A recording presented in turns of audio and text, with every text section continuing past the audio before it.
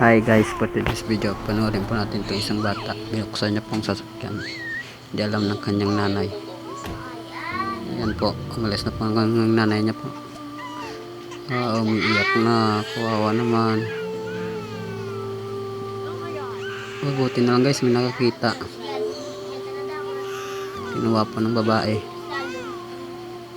Buti na lang may nakakita sa kanya.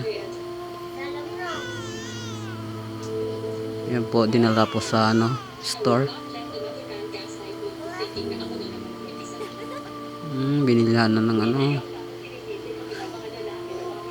binilihan ng gatas tsaka biberon.